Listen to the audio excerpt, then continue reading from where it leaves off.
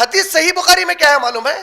اللہ کے نبی صلی اللہ علیہ وسلم کی ایک روایت ہے، روزانہ فجر کی نماز کے بعد بیٹھ کر صحابہ سے پوچھتے کیا تم لوگوں نے کوئی خواب دیکھا ہے؟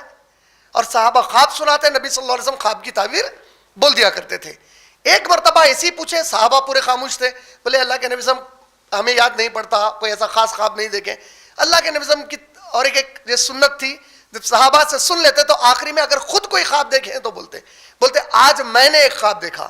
اور مسلمانوں کا ایمان ہے، ہمارا عقیدہ ہے، نبیوں کے خواب وحی ہوتے اللہ کی طرف سے، نبی کا ہر خواب صحیح ہوتا۔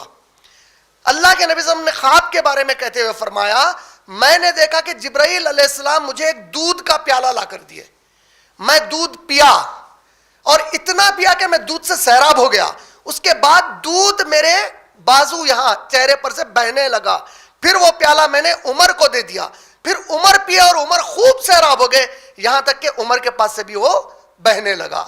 اللہ کے نبی صلی اللہ علیہ وسلم سے صحابہ نے پوچھا یا رسول اللہ صلی اللہ علیہ وسلم اس کی تعبیر کیا ہے؟ اللہ کے نبی صلی اللہ علیہ وسلم نے جواب میں کہا اے صحابہ، دین کا جتنا علم اللہ نے مجھے دیا، میرے بعد وہ علم اللہ نے عمر کو عطا کر دیا ہے۔ علی رضی اللہ تعالیٰ کا نام نہیں لیے، میرے بعد وہ علم عمر ابن خطاب کو عطا کر دیا۔ بولے